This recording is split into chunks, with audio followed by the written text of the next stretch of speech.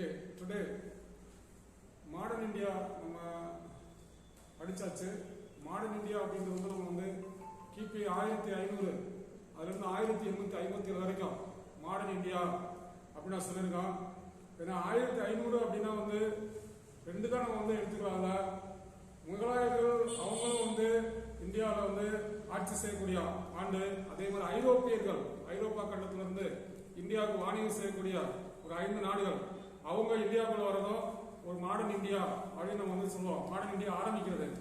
Modern India நவீன India எப்ப அதோட முடிவு அப்படின்னா வந்து 1857 வந்து முதல் இந்திய சுதந்திர போர், சிப்பாய் கழகம், பெருங்கழகம் அப்படின்னு நம்ம வந்து சொல்லுவாங்க. 1857 அன்னைக்கு சொன்னா ஆங்கிலேயர் எதிர்த்து இந்திய படை வீரர்கள் முதல்ல ஓகே அவங்களோட போர் செய்யறதா அதை வந்து ஆங்கில வரலாற்று ஆசிரியர்கள் வந்து படை வீரர்கள் கழகம், சிப்பாய் கழகம் சொல்லுவாங்க. ஆனா இந்திய வரலாற்று ஆசிரியர்கள் இது வந்து முதல் இந்திய சுதந்திர போர், இந்தியாவில் சுதந்திரத்துக்காக செய்த முதல் போர் அப்படின்னு இந்திய வரலாற்று ஆசிரியர்கள் வந்து வர்ணிக்கிறாங்க. அப்படி வர்ணிச்சவர் யாருன்னா வி.டி. சவர்கர் அப்படின்னு சொல்லி இந்திய சிப்பாய் கழகத்தை, பெருங்கழகத்தை இதை வந்து பெரும் புரட்சின்னு கூட சொல்லுவாங்க. ஏன்னா புரட்சி அப்படின்னா முத வந்து ஆங்கிலேய எழுத்து ஒரு 6-7 பகுதிகளில் கழகம் ஆங்கிலேய எழுத்து. ஏன்னா அந்த காலத்துல வந்து ஆங்கிலேய எழுத்து நம்ம வந்து அந்த காலத்துல யாராருன்னா வந்து நம்ம பாளையக்காரர்களை ஃபர்ஸ்ட் வந்து ஸ்டார்ட் பண்றாங்க கழகம். அவங்க ஆங்கிலேய எழுத்து பாளையக்காரர்கள் ஆரம்பிக்கிறாங்க. அப்புறம் தான் வந்து வேலூர் சிப்பாய் கழகம் 1806 வேலூர் சிப்பாய் கழகம். அதற்கு அடுத்து 1857 இந்த பெருங்கழகம், பெரும் புரட்சி. அது எந்தெந்த பகுதியில் நடந்துச்சுன்னு அன்னைக்கு ஏற்கனவே நான் சொல்லியாச்சு. எந்தெந்த பகுதியில அது ஆரம்பிச்சது, பாரக்பூர், மங்கல்பாண்டே, அதுக்கடுத்து மீரட் பரவுனது. அப்புறம் வந்து அங்க கூட மத்திய பிரதேசம்ல வட இந்தியா, ஜான்சி, மத்திய இந்தியா, ஜான்சி, குவாலியர், லக்னோ, அயோத்தி, பீகார் இதுலெல்லாம் வந்து பரவுச்சு அப்படின்னு சொன்னா அப்புறம் கடைசியில வந்து அந்த கழகம் அடக்கப்பட்டு விட்டது. சோ இதைத்தான் வந்து விடுதலை போராட்டத்தோட ஆரம்பம். நவீன இந்தியாவின் முடிவு 1857 ஆண்டு. கிபி அந்த கொஸ்டின் வந்து ரொம்ப முக்கியமான. இது வந்து சாதாரண சிம்பிளா சொல்லிட்டு இருக்காங்க. ஆனா 1857 ஆண்டு அந்த ஃபுல்லா A to Z டீடைலா நம்ம வந்து தெரிஞ்சுக்கணும். இப்போ மெயின்ஸ் எக்ஸாம் எழுதணும் அப்படின்னா அந்த கழகத்தின் காரணங்கள், கழகத்தின் போக்கு, கழகத்தின் விளைவுகள், காரணங்கள் வந்து இந்த 1857 ஆண்டு புரட்சி ஏற்படுவதற்கு காரணங்கள் என்ன, அது என்னென்ன காரணம் அப்படின்றத அன்னைக்கு சொன்னோம். ஃபர்ஸ்ட் வந்து அரசியல் காரணம், சமூக காரணம், சமய காரணம், பொருளாதார காரணம், உடனடி காரணம். ஓகே, இதெல்லாம் எப்படி அப்படின்றது வந்து நம்ம தெளிவா சொல்லணும். இப்போதைக்கு நான் சிம்பிளா தான் சொல்லிட்டு இருக்கோம். ஏன்னா வந்து நம்ம அடுத்த மெட்டீரியல் பிளஸ் அடுத்த கிளாஸஸ்ல நம்ம வந்து இது வந்து சும்மா இன்ட்ரோடக்ஷன். ஏன்னா ஒண்ணுமே தெரியாம நம்ம ஹிஸ்டரியில நம்ம டிகிரி முடிச்சுட்டு ஏதோ மற்ற டிகிரி படிச்சுட்டு வந்திருப்போம். இப்ப ஹிஸ்டரி டிகிரி படிச்சுட்டு வந்தவங்களுக்கு இதெல்லாம் கொஞ்சம் தெரியும். ஆனா வந்து அதெல்லாம் வந்து பரீட்சை எழுதுறதுக்காக தான் படிக்கிறோம். தெளிவா வந்து நம்ம தெரியறதுக்காக வந்து படிக்கிறவங்க ஒரு சிலர் தான் படிப்பாங்க, அதை பத்தி தெரிஞ்சுக்குவாங்க, அதை பத்தி கேட்டா தெரியும். ஆனா மற்றபடி அனைவருமே வந்து ஏதோ தேர்வுக்காக நம்ம எழுதி நம்ம பாஸ் பண்ணணும், தேர்ச்சி பண்ணணும் அப்படின்றதுக்காக ஏதோ படிச்சுட்டு நம்ம வந்து முடிச்சுட்டு வந்திருக்கோம். ஆனா இந்த கவர்மெண்ட் எக்ஸாம், காம்படிட்டிவ் எக்ஸாம்ல வந்து நம்ம வந்து ஒரு அரசு பணிக்கான தேர்வுக்கு வந்து நம்ம வந்து ப்ரிப்பேர் பண்ணணும், முயற்சி செய்யணும் அப்படின்னா எல்லாமே தெளிவா தெரிஞ்சு தெளிவா படிச்சுட்டு போனோம்னா அவங்க கேட்கிற கேள்விகளுக்கு வந்து ஆன்சர் பண்ண முடியும். அவங்க கேட்கிற கேள்வி வந்து நமக்கு வந்து தெளிவா நான் புரிதல் திறன் இருந்தாதான். ஏன்னா டைரக்டாவும் இருக்கும், நம்ம வந்து கன்ஃபியூஸ் பண்ற மாதிரி இருக்கும். ஒரு சில கொஸ்டின்ஸ் வந்து நம்ம வந்து எவ்வளவு நமக்கு அறிவு ஆற்றல் இருக்கு அப்படின்றத சோதிக்கிற மாதிரியே நம்ம அதோட ஆழமான அறிவு நம்ம எவ்வளவு இருக்கு அப்படின்றத தெரிஞ்சுக்கிற மாதிரி கொஸ்டின்ஸ் இருக்கும். அதுக்கெல்லாம் நம்ம வந்து ஃபுல் அண்ட் ஃபுல்லா நம்ம தெளிவா படிக்கணும். 1857 ஆண்டு இந்தியாவில் வந்து ஏன் இந்த கழகம் ஏற்பட்டது, ஏன்னா நம்ம என்ன படிக்கிறோம். ஆங்கிலேயர்கள் இந்தியாவுக்குள்ள வாணிகம் செய்ய வர்றாங்க, வந்து நம்ம பகுதியை கைப்பற்றுறாங்க, இந்தியா முழுவதும் கைப்பற்றிட்டு நம்ம வந்து அணிமைப்படுத்துறாங்க. ஸோ அவங்கள்ட்ட இருந்து நம்ம வந்து ஃப்ரீடமா சுதந்திரமா செயல்படுறதுக்காக தான் நம்ம சுதந்திரம் வாங்கணும். அவங்க இந்தியாவில இருந்து அவங்க நாட்டுக்கு போனோம், நம்ம இந்தியாவை நம்ம ஆட்சி செய்யணும் அப்படின்ற ஒரு நோக்கத்துல தான் இந்தியாவில் வந்து நம்ம வந்து சுதந்திர போராட்டம் ஆரம்பிக்கிறாங்க. சுதந்திர போராட்ட வரலாறு, ஃப்ரீடம் ஸ்ட்ரகிள், இது வந்து ஒரு தனிப்பட்ட பார்ட், தனிப்பட்ட ஒரு பிரிவு. எல்லா கவர்மெண்ட் எக்ஸாம்லயும் ஃப்ரீடம் ஸ்ட்ரகிள், இந்திய விடுதலை போராட்டம் அப்படின்னு கண்டிப்பா 5 கொஸ்டின் உறுதியா இருக்கும். ஏன்னா வந்து ஏற்கனவே சொல்லியிருக்கோம், ஹிஸ்டரியில இருந்து மொத்தம் 10 கொஸ்டின்ல வந்து ஏன்சியன்ட் இந்தியா, பழங்கால இந்தியா, இடைக்கால இந்தியா, அதுல இருந்து ஒரு 5 கொஸ்டின் இருக்கும். ஃப்ரீடம் ஸ்ட்ரகிள் இருந்து கண்டிப்பா ஒரு 5 ஃப்ரீடம் ஸ்ட்ரகிள் விடுதலை போராட்டத்துல கண்டிப்பா 5 கொஸ்டின் இருக்கும். ஸோ டோட்டலா 10 கொஸ்டின் இருக்காது. விடுதலை போராட்டம் கண்டிப்பா எப்ப இருந்து விடுதலை போராட்டம் ஆரம்பிக்குன்னா இந்த 1806 வேலூர் கழகம், அது வந்து முதல் இந்திய சுதந்திர போரின் ஒத்திகை அப்படின்னு சொல்லுவாங்க. 1806 இருந்தே வந்து முதல் இந்திய சுதந்திர போர் ஆரம்பிச்சாங்க. ஆனா அது வந்து கழகம் வந்து வேலூர்ல மட்டும் நடக்கும், அது சீக்கிரம் அடங்கிடுவாங்க. ஸோ அது வந்து அதோட தொடர்ச்சி தான் வந்து 1857 ஆண்டு பெரும் புரட்சி. ஏன்னா இது வந்து ஒரு 6-7 பகுதிகளில் இந்தியா முழுவதும் பேசப்படக்கூடிய அளவுக்கு நம்ம வந்து ஒரு பெரிய கழகமா இருக்கிறனால இது வந்து முதல் இந்திய சுதந்திர போர் பெரும் புரட்சி, ஆங்கிலேயருக்கு இந்தியர்கள் செய்த புரட்சி, அது படை வீரர்கள். ஏன்னா இந்த கழகம் எங்க ஸ்டார்ட் ஆகுது அப்படின்னா வந்து ஆங்கிலேயரிடம் பணியாற்றக்கூடிய இந்திய படை வீரர்கள், அவங்க ராணுவத்தில் பணியாற்றக்கூடிய இந்திய படை வீரர்கள் செய்த கழகம். அது அப்படியே வந்து அந்த மன்னர்கள், ஏன்னா பொருளாதார காரணங்கள், அரசியல் காரணங்கள்ல ஒவ்வொரு மன்னர்களும் வந்து ஆங்கிலேயர்கிட்ட இருந்து பாதிக்கப்பட்டாங்க கூட அவங்களை எதிர்த்து அவங்களும் போர் செய்வாங்க. இதுதான் வந்து முதல் இந்திய சுதந்திர போர். இதுல இருந்து இந்த கழகம் ஸ்டார்ட் ஆகும். அப்புறம் வந்து கவர்னர் ஜெனரல் கூட அன்னைக்கு சொன்னோம், ஒவ்வொரு கவர்னர் ஜெனரல் என்னென்ன பண்ணாங்க அப்படின்னு சொல்லி சொன்னோம். அதுக்கடுத்து தொடர்ச்சியா வந்து நம்ம இந்த கவர்னர் ஜெனரலையே வந்து இப்போ வந்து நம்ம வந்து எந்தெந்த கவர்னர் ஜெனரல் காலத்துல என்னென்ன நடந்தது, விடுதலை போராட்டம், சுதந்திர போராட்டத்துல அப்படியே அதையும் வந்து நம்ம சொல்லணும். அப்படி என்னென்ன இயக்கங்கள், இந்த விடுதலை போராட்டத்துக்காக உருவாக்கப்பட்ட இயக்கங்கள் என்னென்ன அப்படின்றது. அப்புறம் வந்து நம்ம வந்து இந்த இந்திய சுதந்திர போராட்டம் வரலாற்று வந்து தமிழ்நாட்டின் பங்கு, நம்ம தமிழ்நாடு வந்து இந்த இந்திய சுதந்திர போராட்டத்துல எவ்வளவு தூரம் வந்து பங்கு பெற்று எந்தெந்த தலைவர்கள்லாம் வந்து விடுதலை போராட்டத்துக்காக தமிழ்நாட்டில இருந்து போராடினாங்க, தமிழ்நாட்டில் இருக்கக்கூடிய தலைவர்களை பத்தி ஃபுல்லா நம்ம வந்து தெரிஞ்சுக்கணும் சொல்லுவோம். ஏன்னா வந்து நம்ம வந்து 1857 இந்திய சுதந்திர போராட்ட வரலாறு, இந்திய சுதந்திர போராட்டம் 1857 புரட்சியில இருந்து ஆரம்பிக்குது. ஓகே, 1857 ஆண்டு அன்னைக்கே அந்த புரட்சியை பத்தி சொல்லியாச்சா. காரணம் ஏற்பட்டு ஆங்கிலேயர்களுக்கும் நம்ம இந்திய படைவீரர்களுக்கும் சண்டை நடந்து இந்திய மன்னர் அவங்களும் சண்டை போட்டதுனால அந்த கழகம் வந்து அது வரைக்கும் வந்து கிழக்கிந்திய கம்பெனி, ஆங்கில கிழக்கிந்திய கம்பெனி அதோட செயல்பாடுகள் வந்து பிரிட்டிஷ் அரசி அதை வந்து அவங்க என்ன பண்றாங்க அப்படின்னு அதை தெரிஞ்சுக்கல. ஆனா இந்த கழகம் வந்து முழுமையா ஃபுல் அண்ட் ஃபுல்லா பயங்கரமான பாதிப்பு ஏற்படுத்தினால அது வந்து பிரிட்டிஷ் அரசுக்கு தெரிய வர்றதுனால அவங்க வந்து ஏன் வந்து அங்க நாட்டுல வந்து கழகம் நடக்குது, இந்தியாவுக்குள்ள ஏன் வந்து கழகம் நடந்தது அப்படின்னு இந்த மாதிரி வந்து இந்த நிகழ்வுகள்லாம் சொன்னமே. சரி, ஓகே, இனிமேல் வந்து கிழக்கிந்திய கம்பெனி அந்த குழுவை வந்து கிழக்கிந்திய கம்பெனியின் கவர்னர் ஜெனரல் அவங்க தான் வந்து இந்தியா வந்து எல்லா செயல்பாடுகளையும் பார்த்து ஆட்சி செஞ்சுக்கிட்டு இருந்தாங்க. நம்ம இந்தியாவை கைப்பற்றிய பகுதியை இனிமேல் பிரிட்டிஷ் அரசே இந்தியாவை நேரடியாக ஆட்சி செய்யும் அப்படின்னு அறிவிக்கிறாங்க. அதான் வந்து விக்டோரியா மகாராணியின் பேரறிக்கை. விக்டோரியா மகாராணியின் பேரறிக்கை. ஏன்னா இந்த அரசி வந்து அப்ப இருக்கக்கூடியவங்க விக்டோரியா மகாராணி, அப்ப இருக்கக்கூடிய இங்கிலாந்துல இருக்கக்கூடிய அரசி. அவங்க வந்து இந்த கழகத்தை பத்தி தெரிஞ்சவே சரி இந்த கழகம் நீ வராமல் இருக்கனால பிரிட்டிஷ் இந்தியாவை, ஏன்னா இந்தியாவை அவங்க கைப்பற்றுறதுக்கு பேரு பிரிட்டிஷ் இந்தியா. அந்த பிரிட்டிஷ் இந்தியாவை நம்ம பிரிட்டிஷ் இங்கிலாந்து நம்ம பிரிட்டிஷ் அரசு நேரடியாக ஆட்சி செய்யும். அதாவது எல்லாமே வந்து அரசியல் செயல்பட்டு தலையிட்டு இந்தியாவை ஆட்சி செய்யக்கூடிய வழிமுறைகளை கொண்டு வந்தாங்க. அதான் கியூன் விக்டோரியா ப்ரோக்ளமேஷன், விக்டோரியா மகாராணி பேரவைக்கு 1858 ஆண்டு கொண்டு வராங்க. அது அலகாபாத்தில் நடைபெறக்கூடிய ஒரு மாநாட்டில் வந்து அங்க எல்லாத்துக்கும் அதுல வந்து யாரு வாசிங்கன்னா கானிங் பிரபு, அப்ப இருக்கக்கூடிய கவர்னர் ஜெனரல். ஏன்னா ஒவ்வொரு நிகழ்வுகளையும் இருக்கக்கூடிய கவர்னர் ஜெனரல் யாரு, கானிங் பிரபு. ஏன்னா நம்ம வந்து ஒரு சில கவர்னர் ஜெனரல் மட்டும் படிச்சிருக்கோம், முக்கியமான மட்டும் படிப்போம், அப்புறம் எல்லாத்தையும் படிப்போம். ஃபர்ஸ்ட் வந்து இப்போதைக்கு இம்பார்ட்டன்ட். ஏன்னா 1857 ஆண்டு பெரும் கழகம் பெரும் புரட்சி நடைபெறும் போது இந்தியாவோட அந்த கிழக்கிந்திய கம்பெனி கவர்னர் ஜெனரலா யார் இருந்தாங்க, இந்தியாவின் கவர்னர் ஜெனரல் யார் இருந்தாங்க, கானிங் பிரபு. அவர் வந்து இந்த கிழக்கிந்திய கம்பெனி கவர்னர் ஜெனரலா இருந்தாரு. ஓகே, அடுத்து என்ன பண்றாங்க அப்படின்னா பிரிட்டிஷ் அரசு நேரடியாக ஆட்சி செய்யும் போது இனிமேல் வந்து அந்த கவர்னர் ஜெனரலோட போஸ்டுக்கு மேல வைஸ்ராய், அரச பிரதிநிதி, அரசரின் சார்பா அரசின் சார்பா ஒருத்தர் வந்து இந்தியாவில் வந்து மேற்பார்வையிட்டு எல்லா தகவலையும் வந்து அரசுக்கு தெரியப்படுத்தணும் அப்படின்னு சொல்லி அந்த போஸ்ட் கவர்னர் ஜெனரல் ஒரு போஸ்ட் தான் வைஸ்ராய் அப்படின்ற ஒரு போஸ்டா மாத்துறாங்க. இந்தியாவின் முதல் மற்றும் கடைசி வைஸ்ராய் கவர்னர், கிழக்கிந்திய கம்பெனியின் கவர்னர் ஜெனரல், இந்தியாவின் கவர்னர் ஜெனரலா இருந்தவங்கள என்ன போஸ்டா மாத்துறாங்கன்னா வைஸ்ராய். வைஸ்ராய் என்பது அரச பிரதிநிதி, பிரிட்டிஷ் அரசின் பிரதிநிதியாக இந்தியாவில் வந்து இந்தியாவில் நடக்கக்கூடிய அனைத்து செயல்பாடுகளையும் அரசுக்கு தகவல் கொடுக்கணும். ஆக அரச பிரதிநிதி அப்படின்னு சொல்லிட்டு இந்தியாவோட முதல் மற்றும் கடைசி வைஸ்ராய் என்று அழைக்கப்படும். ஏன்னா அவர் தான் காணிங் பிரபு. ஏன்னா அப்புறம் வந்து வைஸ்ராய் என்ற வார்த்தைக்கு வந்து மீண்டும் கவர்னர் ஜெனரல் ஏற்றுக்கொள்ளப்பட்டு அரச பிரதிநிதியா கவர்னர் ஜெனரல் வருவார். ஆனா வைஸ்ராய் ஒரு வார்த்தை வந்து மீண்டும் அரச பிரதிநிதியா இருக்கக்கூடிய அந்த போஸ்ட் வந்து கவர்னர் ஜெனரல் மீண்டும்.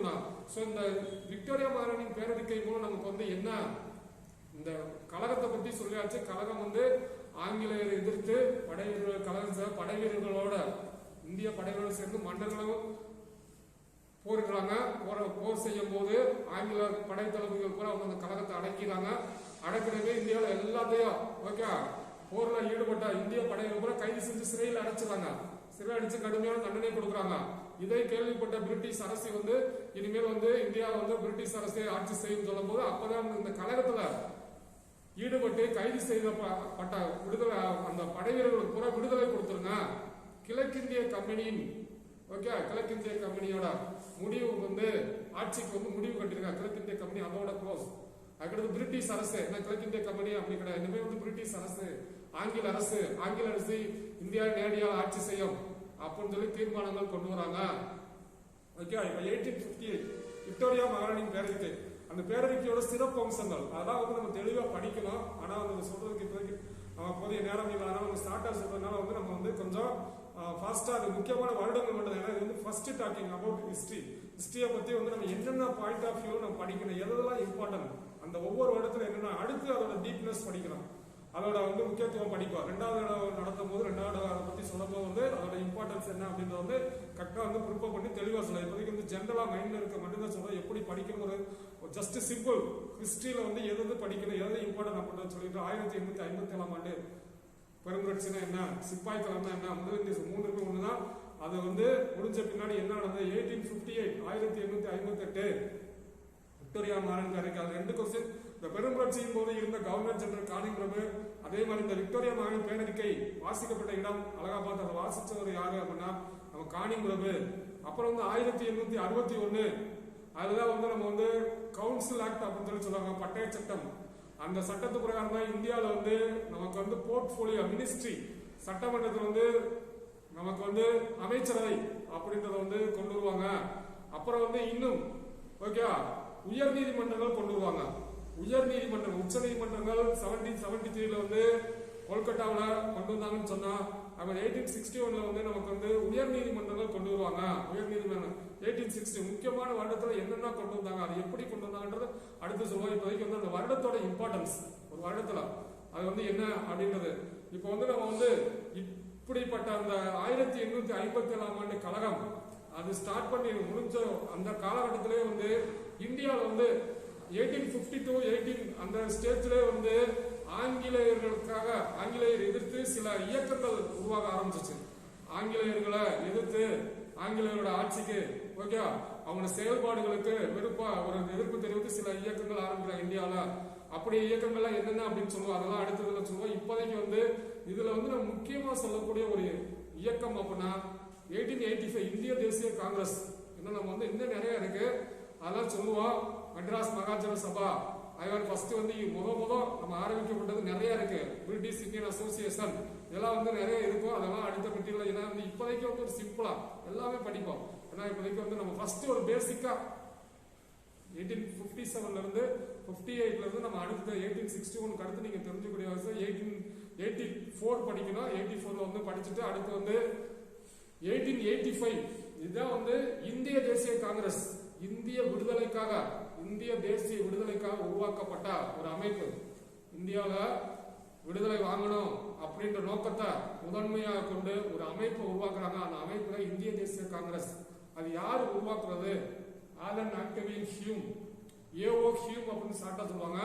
1885 ஆலன் ஆக்டவின் ஹியூம் என்பவர் இந்திய தேசிய காங்கிரஸ ஆரம்பிக்கிறாரு. அவர் வந்து ஒரு ஆங்கிலேயர்கிட்ட வந்து அவங்க இங்கிலீஷ் ஆபீஸ்ல நம்ம ஒர்க் பண்ணக்கூடிய ஒரு அதிகாரியா இருந்து ஓகே ரிட்டையர் ஆனவர்.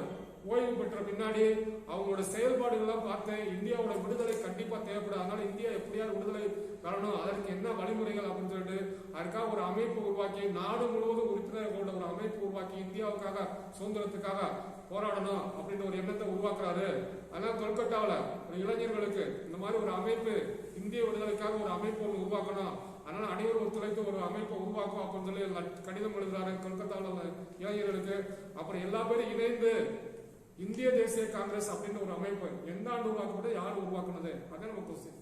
ஆனா அதுல வரலாறுலாம் நம்ம தெளிவா அடுத்து சொல்லுவோம், அதுக்கு எப்படி ஏன் அப்படின்றது, அதுக்கு என்னென்ன ஏன் இந்தியாவில் தேசியம் உருவாக காரணம் என்ன, இந்தியாவில் தேசியம் இந்த தேசிய இயக்கம் ஒற்றுமை அன்னைக்கு சொன்னா சமூக சமய சீர்திருத்த இயக்கங்கள், சமூக சமய சீர்திருத்த இயக்கங்கள் பூரா வந்து ராஜாராம் மோகன் ராய், ஆரிய சமாஜம், பிரம்ம சமாஜம் இவங்கெல்லாம் வந்து இந்த தேசியம் வளர்வதற்கு ஒற்றுமை மூட பழக்க வழக்கங்கள்லாம் நீக்கி மக்கள்கிட்ட வந்து இந்திய மக்கள்கிட்ட வந்து ஒற்றுமை உணர்வு தேசிய உணர்வும், அதே மாதிரி சில இயக்கங்கள் ஆரம்ப காலத்திலே ஒரு சில இயக்கங்கள் வந்து இந்த உணர்வுகள், அதே மாதிரி மேல்நாட்டு பத்திரிகைகள், இந்த பத்திரிகைகள் இயக்கங்கள் பூராமே வந்து இந்த இந்திய தேசியம் ஒற்றுமை மக்கள்கிட்ட வந்து இந்தியன் ஏன்னா பூரா வந்து நல்ல ஒரு கல்வி படித்த ஆங்கிலம் படித்த அவங்க பூரா வந்து என்ன பண்ணாங்கன்னா மேற்கத்திய கல்வி முறையும் மக்கள்கிட்ட வந்து நிறைய ஒரு எண்ணங்கள், இந்த நம்ம சுதந்திரம் வாங்கக்கூடிய உணர்வுகள், தேசிய உணர்வுகளை வந்து ஏற்படுத்தக்கூடிய செயல்பாடுகளை வந்து உருவாக்குனது. அதை வச்சுதான் இந்திய தேசிய காங்கிரஸ் உருவாக்குச்சு. 1885 இந்திய தேசிய காங்கிரஸ். ஓகே, இந்திய தேசிய காங்கிரஸ் அதோட முதல் மாநாடு எங்க நடந்தது அதான் கேட்பாங்க. அதோட முதல் மாநாடு 1885 வந்து மும்பைல நடைபெறும், புனேவில் நடைபெறா இருந்தது. ஆனா அங்க பிளேக் நோய் அப்படின்ற ஒரு காரணத்துக்காக அதை மாத்திட்டு மும்பைல வந்து நடத்துறாங்க. அதுல WC பானர்ஜி மும்பைல வந்து அந்த மாநாட்டின் தலைவர் யாரு, WC பானர்ஜி. மொத்தம் எத்தனை பேர் கலந்துக்கிறாங்க, மொத்தம் வந்து 72 பேர் தான் கலந்துக்கிறாங்க. இந்தியா முழுவதும் வந்து இந்த இதுல வந்து இந்திய தேசிய காங்கிரஸ் ஒரு அமைப்புக்காக ஒரு மாநாடு நடத்துறோம், அதனால எல்லா பேரும் கலந்துக்குங்கன்னு ஒரு எல்லா பேரும் இன்ஃபார்ம் பண்ணிட்டு வந்து ஒரு 72 பேர் கலந்துக்காங்க.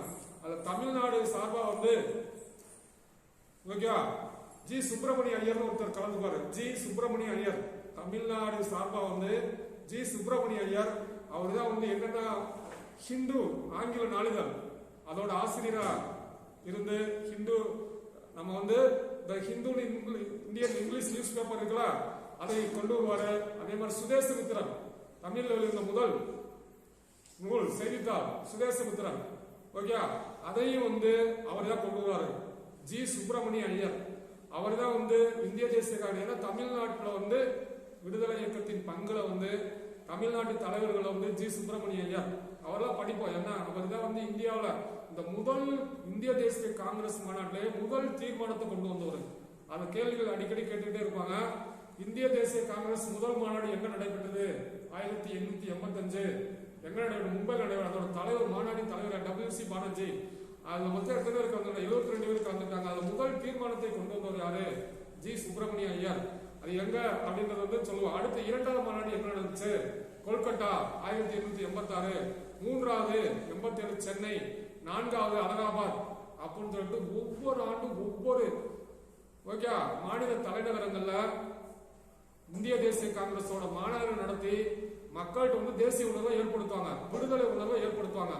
அந்த முதல் மாநாடு எங்க நடைபெற்று, இரண்டாவது மாநாடு எங்க அதோட தலைவர் யாரு, முதல் மாநாடு WC, இரண்டாவது மாநாடு வந்து SN பானர்ஜி, மூன்றாவது மாநாடு பத்ருதீன் தியாப்ஜி. ஒவ்வொரு மாநாட்டோட தலைவரும் நமக்கு படிப்போம்.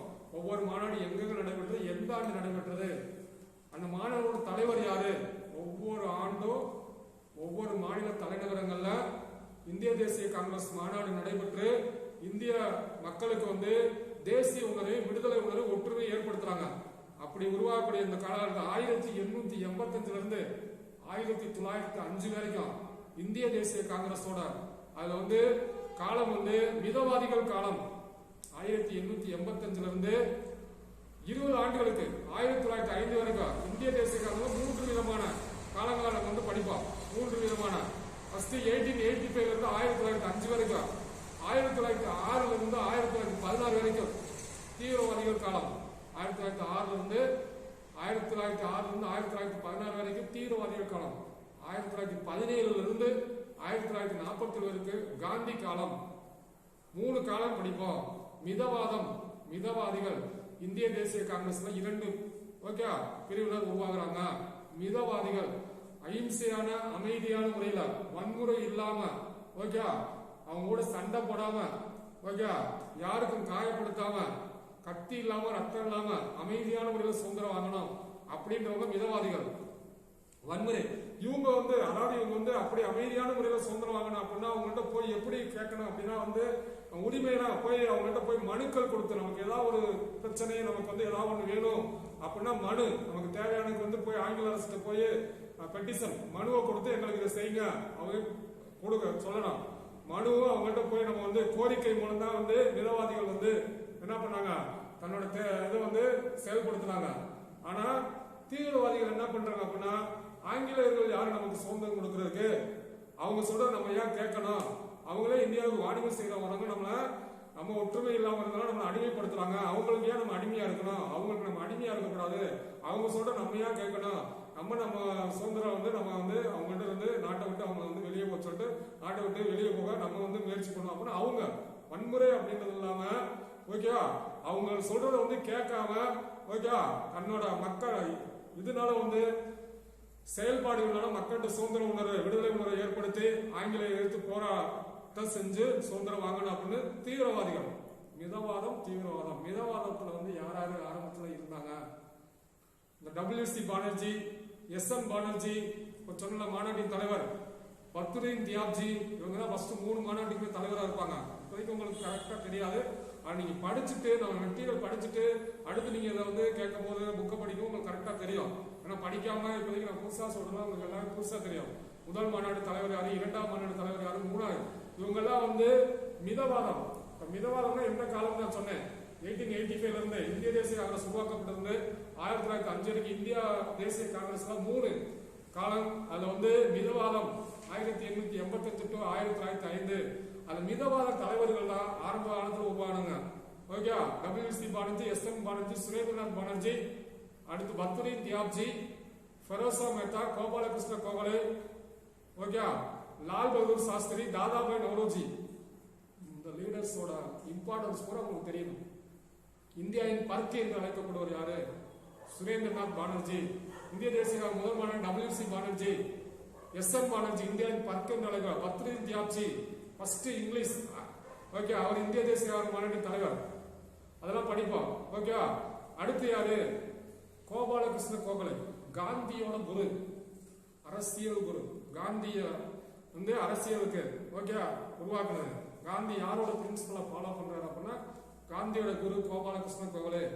மும்பை சிங்கம் என்று அழைக்கப்படக்கூடியவர் ஃபெரோசா மேத்தா. இந்தியாவின் முதுபெரும் மனிதர் தாதாபாய் நவ்ரோஜி. தாதாபாய் நவ்ரோஜி அவர் தான் வந்து கிரேட் ஓகே எக்கனாமிக் ஒரு புக்கு. இந்தியாவில் வந்து இருக்கிற செல்வத்தை பூரா அவங்க நாட்டுக்கு கொண்டு போய் குவிக்கிறாங்க. இந்தியாவின் வறுமையும் பிரிட்டிஷாரின் okay unbritish rule in India, the poverty and unbritish rule in India அப்படின்ற ஒரு நூலை வந்து தாதாபாய் நவ்ரோஜி அவரை பத்தி நல்லா நிறைய சொல்லுவோம். அவர் தான் வந்து அங்க பாராளுமன்றத்தில் தேர்ந்தெடுக்கப்பட்ட முதல் இந்தியர். லண்டன்ல இருக்கக்கூடிய பாராளுமன்றத்துல தேர்ந்தெடுக்கப்பட்டார். ஓகே, அவங்களோட பொதுமக்கள் அவையில வந்து இந்தியாவில இருந்து ஒருத்தர் கலந்துக்கிறாரு. இந்தியாவில இருந்து ஒருத்தர் தேர்ந்தெடுத்த தாதாபாய் நவ்ரோஜி. லண்டன்ல இருக்கக்கூடிய ஆங்கில பாராளுமன்றத்தில் தேர்ந்தெடுக்கப்பட்ட முதல் இந்தியர் தாதாபாய் நவ்ரோஜி. அவரை பத்தி ஃபுல் அண்ட் ஃபுல்லா நம்ம இந்த சொல்ற தலைவர்களை பூரா வந்து டீட்டெயில்டா உங்களுக்கு தெரியணும். இப்ப நான் சொன்ன எல்லா தலைவர்களோட ஹிஸ்டரி வரலாறு அட்லீஸ்ட் சிம்பிள் ஆனாலும் நம்ம தெரிஞ்சுக்கணும். அவங்க என்ன நூல் எழுதியிருக்காங்க ஓகே, அதாவது நம்ம தெரிஞ்சுக்கணும். ஒவ்வொருத்தரும் என்ன அமைப்பை உருவாக்கியிருக்காங்க. இப்ப Gopalakrishna Gokhale, The Servants of Indian Society, இந்திய பணியாளர் சங்கம் கோபாலகிருஷ்ண கோகலே உருவாக்குனது இந்த சுதந்திரத்துக்காக. கோபாலகிருஷ்ண கோகலே பத்தி சொன்னா, காந்தியோட குரு அப்படின்னு சொல்லி சொன்னா, தாதாபாய் நவ்ரோஜி சொன்னா, அவர் எழுதிய நூல்கள் ரொம்ப முக்கியமான நூல்கள் படிப்பு. அவர் யாரு அப்படின்னு ஸோ இவங்கெல்லாம் ஆரம்ப காலத்துல வந்து மிதவாதிகள், அமைதியான முறையில அவங்களோட ஒரே வந்து நிறைய பண்ணாங்க. ஆனா இருந்தாலும் ஸ்பெசிபிக்கா ஹிஸ்டரியில வந்து 1892ஆம் ஆண்டு அந்த கவுன்சில் ஆக்ட்ல வந்து ஓகே சட்டமன்றத்தில் வந்து உறுப்பினர் எண்ணிக்கையை அதிகப்படுத்துறது அப்படிங்கறது அவங்களோட அதிகபட்ச அவங்களோட நடவடிக்கைகளை வந்து சொல்ற அளவுக்கு இந்த மிதவாதிகள் ஓகே இந்திய தேசிய காங்கிரஸ்ல விடுதலை உணர்வை உண்டாக்குறதுக்காக ஒவ்வொரு ஆண்டும் மாநில தலைநகரில் வந்து பொதுக்கூட்டங்கள் நடத்துறாங்க. ஓகே 1885, 1886, 18 அப்படியே 1886 இருந்து அப்படியே வந்து என்ன பண்றாங்க பொதுக்கூட்டம் நடத்துறாங்க. 1905 வந்தோம். ஆனா இந்த காலகட்டத்தில் என்ன பண்றாங்கன்னா இந்த தேசிய உணர்வு அதிகமாகுது, மக்கள்கிட்ட ஒற்றுமை அதிகமாகுது. மக்கள் கூட ஒற்றுமையா இருக்கிறத பார்த்துட்டு அப்ப இருக்கக்கூடிய கர்சன் பிரபு, ஓகே, அப்ப இருக்கக்கூடிய கவர்னர் ஜெனரல், இங்க ஒரு கவர்னர் ஜெனரல் பத்தி எல்லாம் சொல்லுவான், நாளைக்கு சொல்லுவான். அந்த கவர்னர் ஜெனரல் யார் யாரு, லிப்டன் பிரபு என்ன பண்ணாரு, ரிப்பன் பிரபு என்ன பண்ணாரு, ஓகே, டல்ஹௌசி சொல்லியாச்சு. டல்ஹௌசிக்கு அடுத்து கானிங் வராரு. காணிக்கு அடுத்து வரவங்க வந்து ரொம்ப முக்கியமானது வந்து லிப்டன் வருவாரு. லிப்டனுக்கு அடுத்து ரிப்பன் வருவாரு. ரிப்பனுக்கு அடுத்து கர்சன் பிரபு வருவாரு. அவங்க எல்லாம் என்னென்ன ஈவென்ட் நாளைக்கு சொல்லுவாங்க, கவர்னர் ஜெனரல் பத்தி நாளைக்கு சொல்லுவோம். இன்னைக்கு வந்து கர்சன் வராரு. கர்சன் பிரபு, லார்டு கர்சன் சொல்லிட்டு அவர் தான் வந்து வங்க பிரிவினை இந்தியாவில் வந்து ஒரு முக்கியமான ஒரு நிகழ்வு. அக்டோபர் 16, 1905 வங்காளத்தை ரெண்டா பிரிக்கிறாங்க. வங்காளம்ன்றது அப்ப வந்து தனியா ஏற்கனவே படிச்ச ஒரு மாகாணம், சென்னை மாகாணம் பிரிவாங்க. வங்காளம் இந்தியாவில் பெரிய ஒரு மாகாணம். அந்த மாகாணத்துல வந்து ரெண்டு பாட்டா, அதாவது என்ன பண்றாங்க அப்படின்னா இந்துக்களும் முஸ்லீம்களும், அங்க இந்துக்களும் முஸ்லீம்கள் அதிகமா உள்ள, ஏன்னா அந்த வங்காளத்துல தான் வந்து ரெண்டா பிரிச்சு மேற்கு வங்காளம், இன்னைக்கு இந்தியாவில் வந்து மேற்கு வங்காளம் ஒரு மாநிலமா இருக்கு, தலைநகர் கொல்கட்டா. இன்னொரு வங்காளம் கிழக்கு வங்காளம் அப்படின்னு பிரிச்சு, அந்த கிழக்கு வங்காளம் தான் இன்னைக்கு பங்களாதேஷ். அப்படி இஸ்லாமியர்கள், இஸ்லாம் பாகிஸ்தான் மாதிரி பங்களாதேஷ், அந்த மாதிரி அவங்க வந்து வங்காளத்துல வந்து இந்துக்களும் முஸ்லீம்களும் இருக்காங்க. இருந்து இந்திய தேசிய உணர்வு ரெண்டு ஒற்றுமையா, இவங்க வந்து ஒற்றுமையா இருக்கிறத வந்து பார்த்துட்டு கர்சன் வந்து என்ன பண்றாங்க அப்படின்னா இவங்களை எப்படியா பிரிக்கணும், பிரிச்சுட்டு வந்து இந்திய தேசிய விடுதலை உணர்வை வந்து அவங்க வந்து குறைக்கணும். அது காரணம் இந்த இவங்களோட இருக்க ஒற்றுமையை பிரிக்கணும் அப்படின்ட்டு வங்காளத்தை பூரா வந்து ரெண்டாங்க, மேற்கு வங்காளம் கிழக்கு வங்காளம். மேற்கு பக்கம் இருக்கிறவங்க இந்துக்களா இருக்கணும், கிழக்கு பக்கம் இருக்கலாம் முஸ்லீம்களா இருக்கணும் அப்படின்ற ஒரு பிரிவினையா வந்து அவர் வந்து வங்காளத்தை 1905 பிரிப்பாரு. ஏன்னா இவங்க ரெண்டு ஒன்னா இருந்தாங்கன்னா நம்ம வந்து அவங்க இந்தியாவில் வந்து நம்ம கூட போராட பண்ணுவாங்க, இந்திய விடுதலை பெறுவதற்கு அவங்க வந்து பயங்கரமா வந்து ஒன்னா இருந்து முயற்சி செய்வாங்க அப்படின்றத அவங்க வந்து எப்படியா தடுக்கணும் அப்படின்றத இதை வந்து பிரிக்கிறாரு. அவர் என்ன சொல்லுவாரு, எதற்காக பிடிச்சா அப்படின்னா ரொம்ப பெரிய மாநிலமா இருக்கு, எங்களால வந்து அதுல வந்து ஆட்சி செய்ய முடியல, டாக்ஸ் வசூல் பண்ண முடியல, அதனால எங்களோட நிர்வாகத்துக்காக நாங்க பிடிச்சோம் அப்படின்னு சொல்லுவாரு. ஆனா அவரோட உண்மையானது வந்து மக்களோட ஒற்றுமையா, இந்துக்களும் முஸ்லீம்களும் ஒற்றுமையா இருக்கிற தடுத்து இந்திய விடுதலை உணர்வை வந்து அவங்கள்ட்ட தேசிய விடுதலை உணர்வை வந்து குறைக்கணும், அதை தடுக்கணும் அப்படின்றக்காக பிரிச்சது. இந்த பிரிவினை வந்து இந்துக்களுக்கும் இந்தியவர்களுக்கு வந்து ஒரு பயங்கர ஒரு பாதிப்பை ஏற்படுத்தும். அவங்களுக்கு வந்து இது வந்து ஆங்கிலேயர் மேல பயங்கர வெறுப்பை உண்டாக்கும். ஏன் ஒன்னாரு, ஏன்னா இவங்க அங்க போக கூடாது, அவங்க இங்கிட்டு போக கூடாது அப்படின்ற ஒரு இதெல்லாம் வந்து உருவாக்கும் போது அவங்களுக்குள்ள ஒரு வேறுபாடை ஏற்படுத்துறதுனால இந்திய மக்கள் கூட ஆங்கிலேயர்களை வந்து இப்படி வந்து பிரிச்சதுனால உங்களுக்கு நாங்க வந்து எதுக்குமே வந்து இனிமே வந்து ஒத்துழைக்க மாட்டோம் அப்படின்றது வந்து ஒத்துழையாமை இயக்கத்தில் கொண்டு வாங்க. ஆனா இருந்தாலும் ஆங்கிலேயரோட பொருட்களை வந்து புறக்கணிக்கிறது, ஆங்கிலேயர் கொண்டு வந்த பொருட்களை புறக்கணிக்கிறது, அவங்க இந்தியாவில் எதுவுமே வந்து அவங்க செயல்படக்கூடிய எல்லாத்தையும் புறக்கணித்தோம். அது வந்து சுதேசி இயக்கம் 1900 அக்டோபர் 16, 1905 வங்க பிரிவினை. அப்படியே வங்க பிரிவினையோட தொடர்ச்சி தான் வந்து சுதேசி இயக்கம்.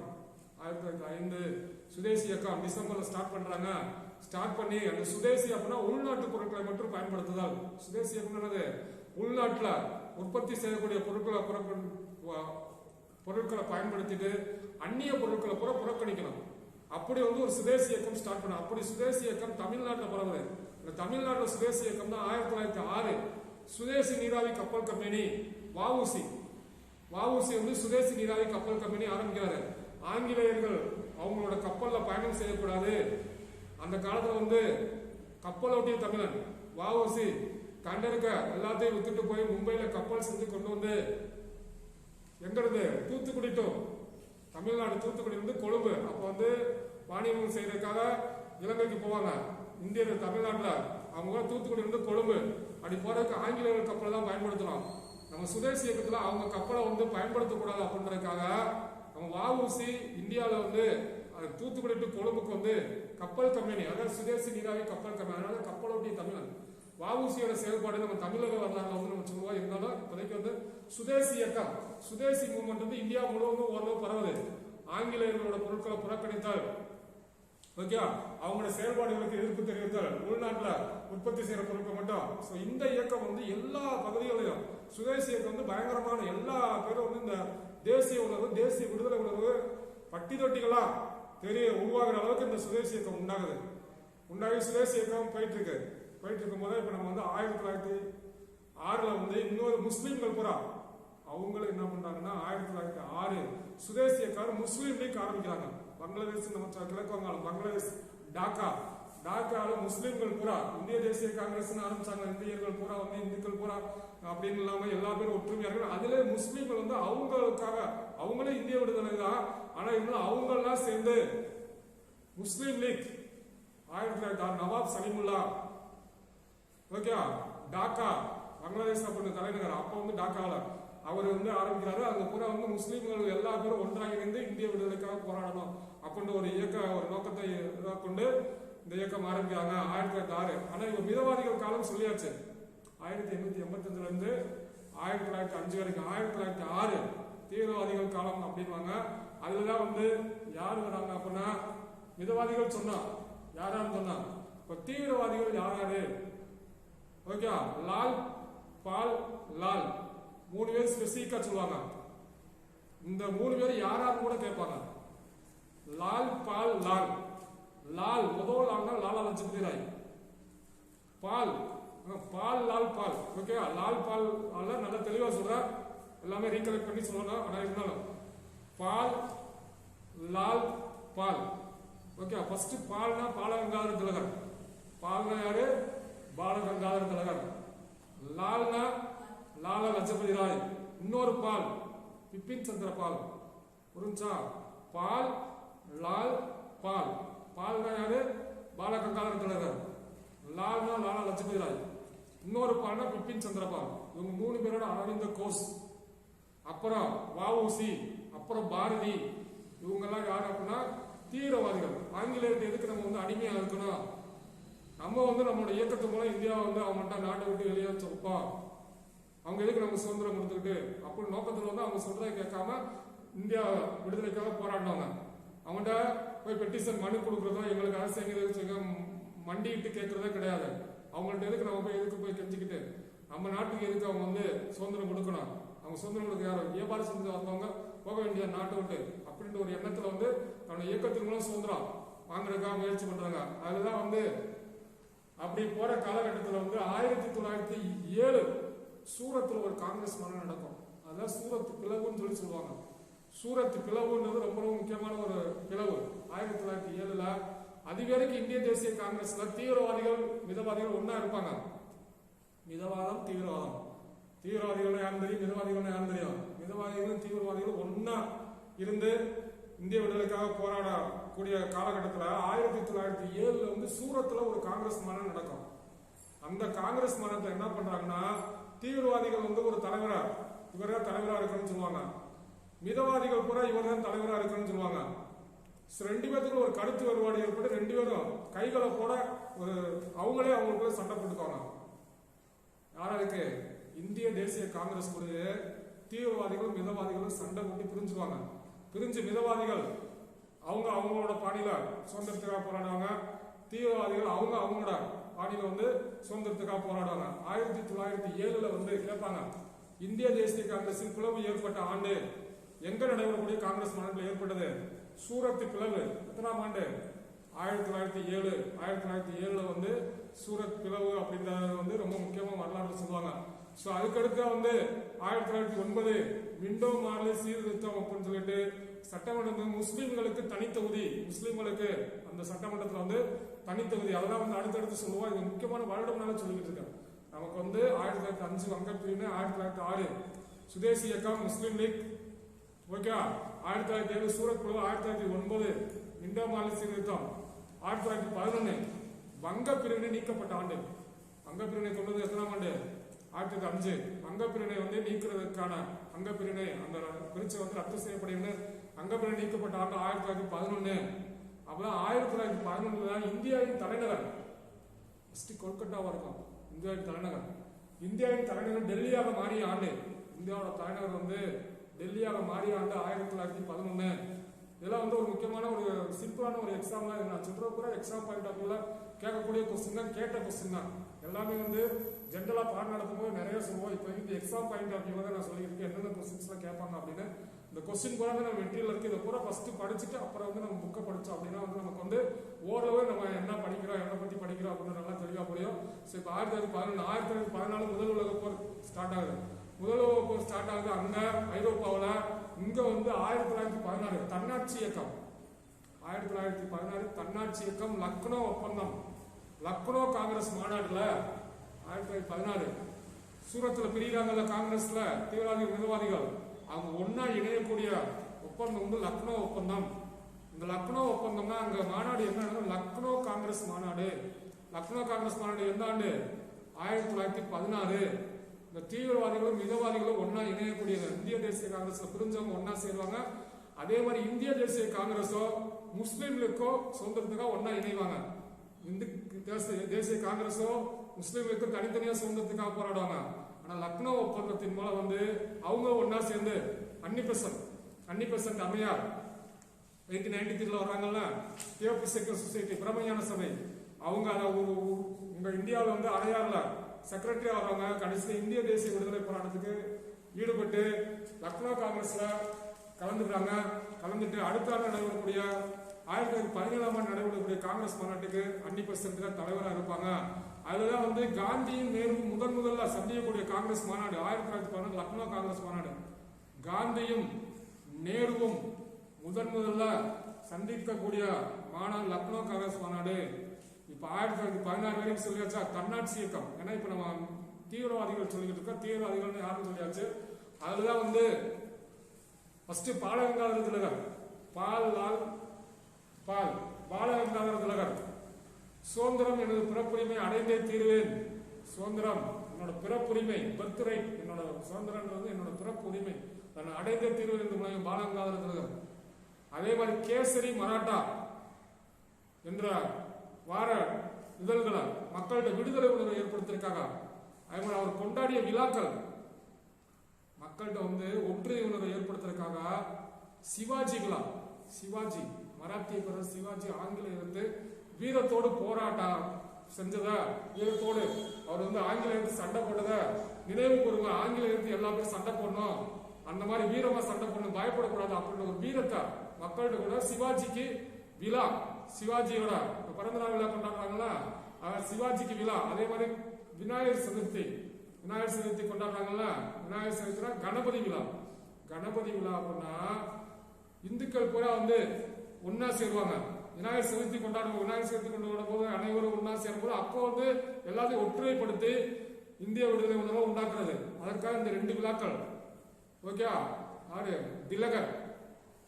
திலகர் வந்து அப்ப என்னன்னா அவர் தான் வந்து தன்னாட்சி இயக்கம் நிறுவுறாரு. மும்பையில பூனால நிறுவுறாரு தன்னாட்சி இயக்கம். என்ன இயக்கம்? Home rule movement. இதெல்லாம் முக்கியமான கேள்வி.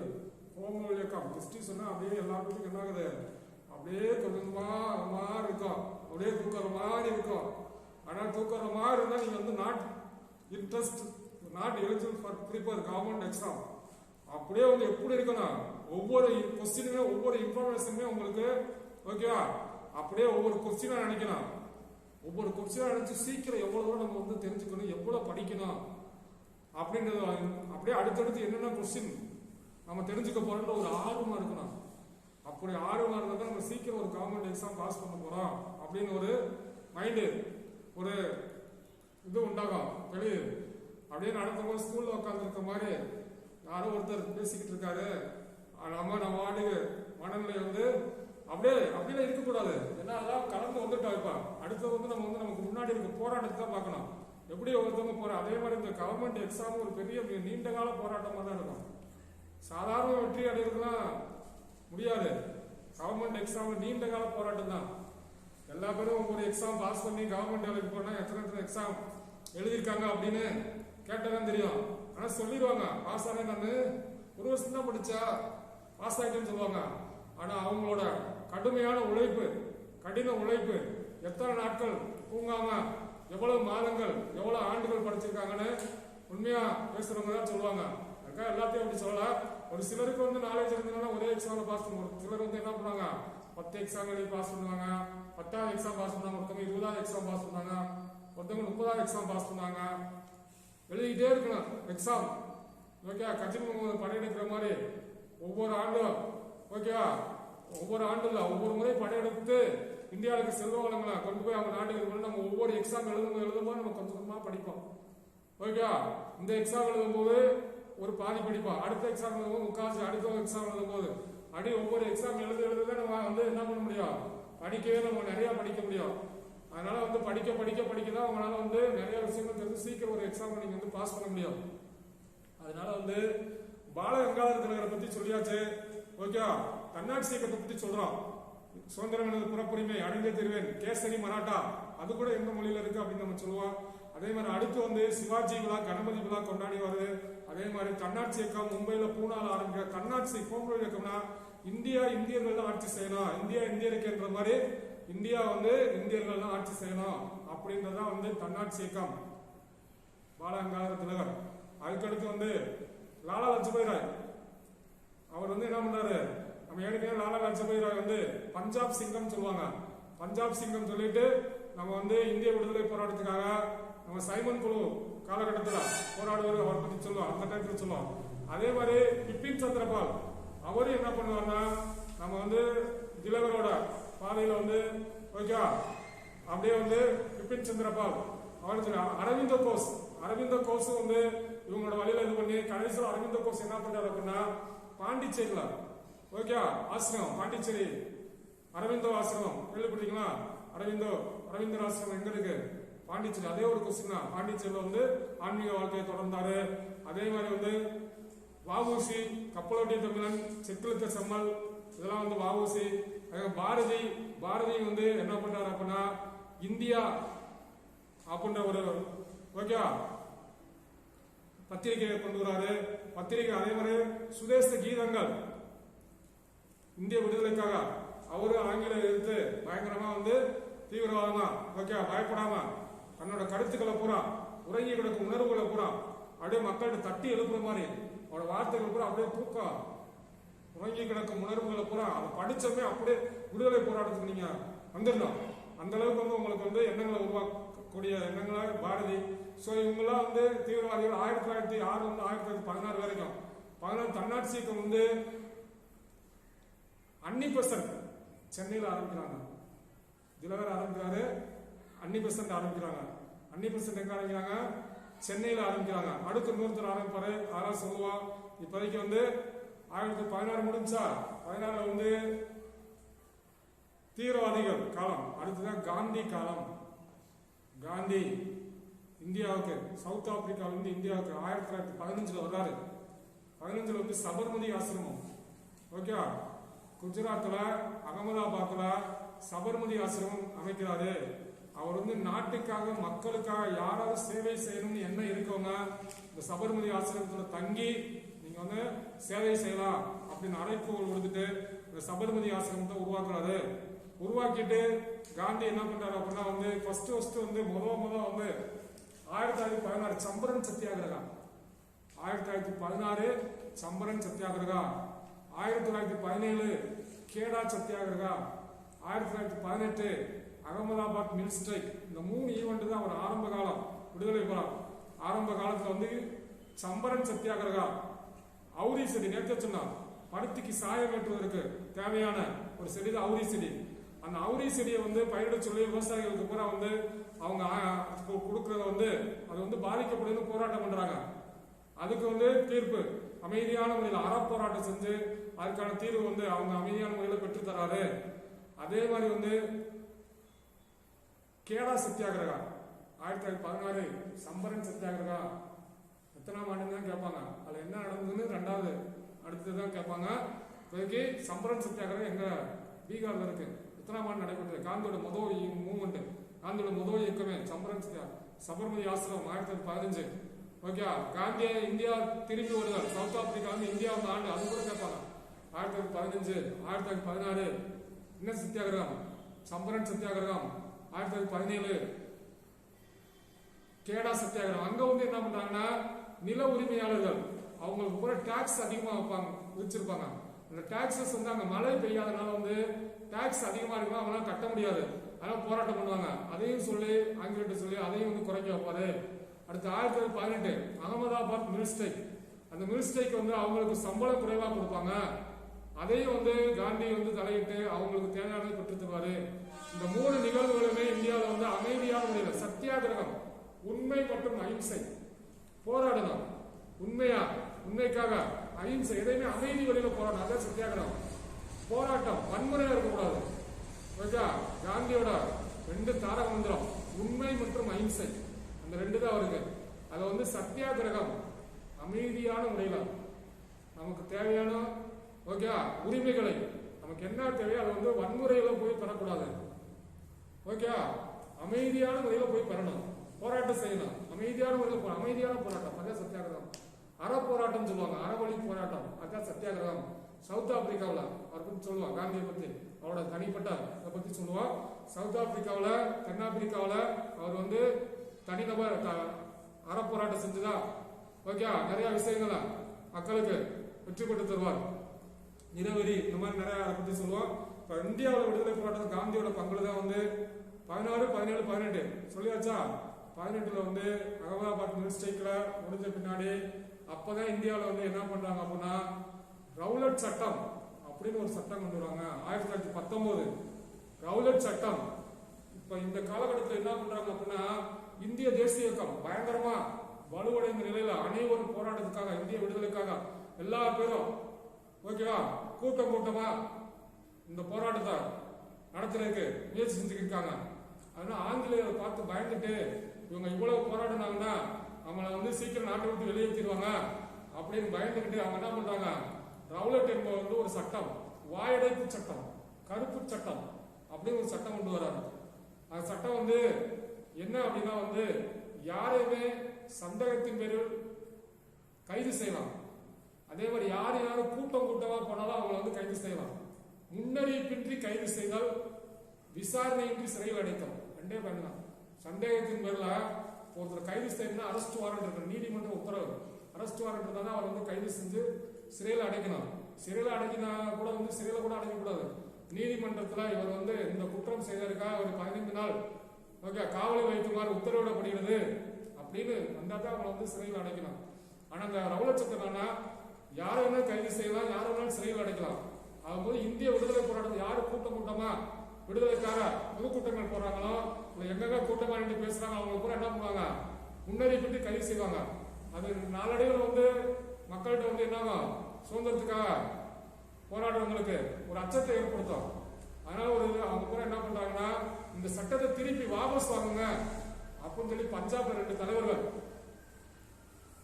டாக்டர் சத்யபால், சாயிபுதீன் கிச்சுல் 2 தலைவர்கள், டாக்டர் சத்யபால், சாயிபுதீன் கிச்சுல் அப்படின்னு 2 தலைவர்கள் வந்து போராட்டம் பண்றாங்க பஞ்சாப்ல. இவங்களை வந்து ரவுலட் சட்டத்தை திருப்பி வாபஸ் வாங்குங்க அப்படின்னு. ஆனா அவங்களை கைது செஞ்சுறாங்க. காந்தியை வந்து டெல்லியில கைது செய்யறாங்க. ரவுலட் சட்டத்தை இதுக்காக காந்தி வந்து டெல்லியில கைது செய்யறாங்க. கைது செஞ்சதுமே இவங்க 3 தலைவர், முக்கியமான தலைவர்கள் கைது செய்யறாங்க. இந்த இதுக்கு வந்து என்ன பண்றது, இதுக்கு வந்து ஒரு இரங்கல் தீர்மானம், இதை வந்து மீண்டும் ஓகே அனைவரும் தெரியப்படுத்துற மாதிரி எதிர்ப்பு போராட்டம் வைக்கிறதுக்காக பஞ்சாப்ல அமிர்தசரஸ் என்ற நகரத்துல ஜாலியன்வாலாபாக் கேள்விப்பட்ட ஜாலியன்வாலாபாக் படுகொலை வரலாறு கண்டிப்பா 1919 ஏப்ரல் 13 ஜாலியன்வாலாபாக் படுகொலை, ஜாலியன்வாலாபாக் டிராஜடி வரலாறு ஒரு முக்கியமான நிகழ்வு. என்ன சொல்லுவாங்க, படுகொலை, பெருங்கொலை படுகொலை, கொடியது பாரியிலே கொடியது பஞ்சாப் படுகொலை அப்படின்னு வரலாற்றுல சொல்லுவாங்க. கொடியது பாரியிலே கொடியது பஞ்சாப் படுகொலை. இந்த பஞ்சாப் படுகொலை ஜாலியன்வாலாபாக் படுகொலை தான் சொல்லுவாங்க. 1919 எப்ப ஏப்ரல் 13 அறுவடை திருநாள் பஞ்சாப்ல வைசாக்கி டே அப்படின்னு சொல்லி அங்க பூரா வந்து விவசாயத்துல நம்ம எப்படி பொங்கல் கொண்டாடுறோம். பொங்கல் என்பது என்னது, அறுவடை நாள், அறுவடை விழா தான். அத்தனை பொங்கல் கொண்டாடுறோம். அது வந்து வைசாக்கி நாள், வைசாக்கி டே அப்படின்னு சொல்லிட்டு பஞ்சாப்ல அந்த டேல வந்து ஜாலியன்வாலாபாக் அந்த பார்க்ல வந்து எல்லா விடுதலைக்காக ஓகே போராடக்கூடிய தலைவர்கள் சந்திச்சு இந்த தலைவர்களை வந்து விடுதலை பெறுவதற்காகவும் பிளஸ் இந்த ஜாலியன்வாலாபாக் அந்த இது ரவுலட் சட்டத்தை திருப்பி அங்க வாபஸ் வாங்கக்கூடிய ஒரு தீர்மானம் கொண்டு வரதுக்காக அங்க கூட்டம் நடத்துவாங்க. அங்க இந்த மக்கள் கூட்டுற பார்த்துட்டு அந்த பஞ்சாப் அரசாங்கம் என்ன பண்ணும்னா அவங்களை வந்து அதிகாரத்தை பூரா வந்து அங்க இருக்கக்கூடிய ராணுவ தளபதி ஜெனரல் ஓ டயர் வந்து அந்த அதிகாரத்தை கொடுத்துருவாங்க. அதிகாரத்தை கொடுத்ததுமே அவர் என்ன பண்ணுவார்னா அங்க மக்கள் கூடி இருக்கக்கூடிய அந்த ஜாலியன்வாலாபாக் அந்த பூங்காவுக்கு நேரா பீரங்கி வண்டி காவலர்களோட வருவாரு. போலீஸ்காரங்க பூரா அப்படியே அந்த ஜாலியன்வாலாபாக் பூங்கா அது ஒரே ஒரு நுழைவாயில் தான் இருக்கும். அந்த வேற எங்கிட்ட தான் கதவுலாம் கிடையாது. ஒரே ஒரு கதவு. அந்த கதவு வழியா தான் நம்ம போகணும், வெளியேறணும். அது நேரா வந்து என்ன பண்ணுவாங்க, பீரங்கி வண்டி போலீஸ்காரங்க அப்படியே நிப்பாட்டிடுவாங்க. நிப்பாட்டிட்டு முன்னறிவிப்பு இல்லாம அப்படியே கூட்டத்தில் மக்கள் பேசிக்கிட்டு இருக்கும்போது என்ன பண்ணுவாரு, அவர் வாட்டுக்கு துப்பாக்கி கொண்டு சுட சொல்லுவாரு, பீரங்கி கொண்டு சுட சொல்லுவாரு. பீரங்கி கொண்டு வச்சு குண்டு தீர்ற வரைக்கும் சுட சொல்லுவாரு. அதுல இறந்தவங்க வந்து 379 பேரு. ஓகேவா, 379 பேர் வந்து அந்த ஸ்பாட்லயே இறந்துருவாங்க. 1127 பேர் காயப்பட்டவங்க. மொத்தம் கலந்துக்கிட்டவங்க எத்தனை பேர் அதெல்லாம் வந்து அடுத்தடுத்து நம்ம படிப்போம். ஆனா வந்து இறந்தவங்க ஸோ அதை வந்து அவங்க வந்து துப்பாக்கியில சுட்டது, பீரங்கியில சுட்டது அந்த எவ்வளவு பேரு, 379 பேரு நம்ம இந்திய விடுதலைக்காக ஓகே போராட்டங்கள்ல கலந்து நம்ம உயிரை விட்டவங்க. அதான் வந்து அந்த இடத்துல வந்து அப்படியே பூரா வந்து இறந்தவங்க பார்த்தா ஒவ்வொருத்தவங்களும் தன்னோட உயிரை காப்பாற்றிக் கொள்வதற்காக என்ன பண்ணுவாங்க, அங்கங்க மறைவுல போய் மறைவதற்காக அவங்க சுடப்போது அந்த குண்டல நம்ம வந்து காப்பாற்றிக் கொள்வதற்காக அப்படியே எல்லா பேரும் என்ன பண்ணுவாங்க, ஓடி தன்னை வந்து இது பண்றதுக்காக அங்கங்க ஒவ்வொருத்தரும் கீழே விழுந்திருப்பாங்க. அப்படியே குண்டடிப்பட்டு இறந்து அவங்க மேல மிதிச்சுட்டு அப்படியே இது பண்ணி அப்படியே காயப்பட்டு அந்த நிகழ்வுகள்லாம் வந்து வரலாற்று ஒரு கொடுமையான படுகொலை, கொடுமையான நிகழ்வு. ஓகே, கொடியது பார்லிமெண்ட் பஞ்சாப் ஜாலியன்வாலா படுகொலை ஏப்ரல் 13, 1919. அது காரணமான பஞ்சாப் தளபதி ஜெனரல் ஓ டயர். அதனால பிரிட்டிஷ் அவருக்கு ஒரு பட்டம் கொடுப்பாங்க. எல்லா பேரும் வந்து ஒரு ஜஸ்ட் அவர் யார்கிட்ட பிரிட்டிஷ் அரசிட்டையோ இல்ல யார்கிட்டையும் வைஸ்ராய்ட்டையோ கேட்காம அவரா வந்து அதிகாரத்தை கையில் எடுத்துக்குவாரு. அதிகாரத்தை அவரா கையில் எடுத்துக்குவாரு. அதிகாரத்தை கையில் எடுத்துட்டு யார்கிட்டயுமே ஒரு ஃபயரிங் ஆர்டர், இப்போ வந்து ஏதாவது ஒரு ஃபயரிங் ஆர்டர்னா பெரியவங்கள்ட்ட பெர்மிஷன் கேட்கணும். ஆனா இவர் வந்து அதிகாரத்தை அவரா கையில் எடுத்து நேரா சுட்டதுனால பிரிட்டிஷ் அரசு அவருக்கு என்ன கொடுத்தாங்க, டிஎன்பிசியில் ஒரு கேள்வி குரூப் பண்ணலாம், அவருக்கு பட்டம் கொடுத்தாங்களா, தண்டனை கொடுத்தாங்களா, பரிசு கூட கொடுத்தாங்களா, இல்லை எதுவுமே இல்லையாங்க போது பிரிட்டிஷ் அரசின் பாதுகாவலர், பிரிட்டிஷ் அரசின் பாதுகாவலர்னு ஒரு அவார்டு கொடுப்பாங்க.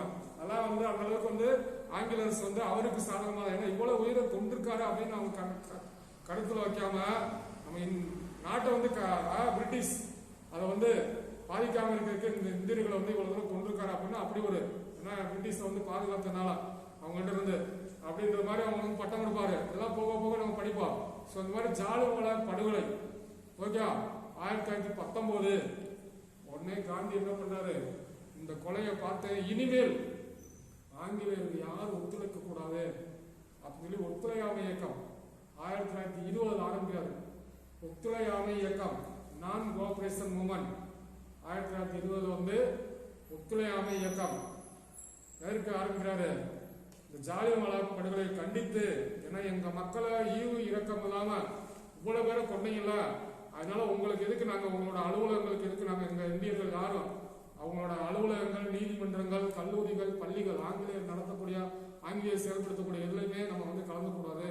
அதே மாதிரி புறக்கணித்த அதுக்கு முதல் வந்து ஒத்துழையாமை இயக்கம் வந்து அவங்க கொடுத்த விருதுகளை பூரா நம்ம அவங்கள்ட்ட எங்களை ஆங்கிலேயர்கள் என்ன பண்ணுவாங்கன்னா நம்மளுடைய திறமைகளை மதித்து நம்மளை பாராட்டி விருதுகள் கொடுப்பாங்க. அதுதான் நைட்டுகுட் ரவீந்திரநாத் தாகூர் அவரோட கவி புலமையை பாராட்டி அவங்களுக்கு வந்து என்ன கொடுப்பாங்க, நைட்டுகுட் அப்படின்னு ஒரு பட்டத்தை கொடுப்பாங்க. எங்க மக்கள் நீங்க ஈவு இறக்கம் இல்லாமல் கொண்டதுனால உங்களோட பட்டத்தை நீங்களே வச்சுக்க அப்படின்னு அவர் திருப்பி கொடுப்பாரு.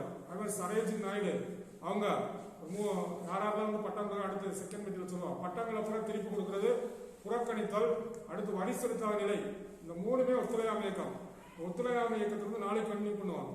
ஓகே, 1920 வரைக்கும் சொல்லியிருக்கோம். 1857 இருந்து 1858 விக்டோரியா மகாராணி பேரைக்கு 1861 இந்தியாவில் உயர்நீதிமன்றம் கொண்டு வருது, அமைச்சரவை உருவாக்குறது.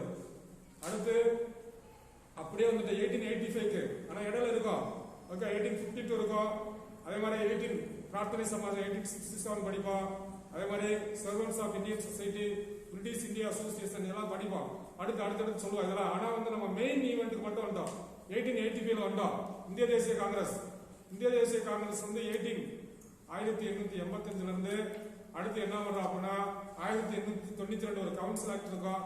அடுத்து 1905 வங்க பிரிவினை, 1906 சுதேசி இயக்கம் முஸ்லீம் வில்லேஜ், 1907 சூரத் புலவர், 1909 மிர்காபால் சீர்திருத்தம், 1911 வங்க பிரிவினை நீக்கம், இந்தியாவின் தலைவர் டெல்லியா மாறுதல், 1914 முதல் உலக போர். ஓகே, 16 தன்னாட்சி இயக்கம் லக்னோ காங்கிரஸ், 1919 ரவுலட் சட்டம், 19 ஜாலியன்வாலா படுகொலை, 1920 ஒத்துழையாமை இயக்கம், ஓகேவா? இதோட இன்னைக்கு கிளாஸ் முடிச்சுட்டு நாளைக்கு கண்டினியூ பண்ணுவோம். ஓகேவா? ஓகே, நன்றி. See you.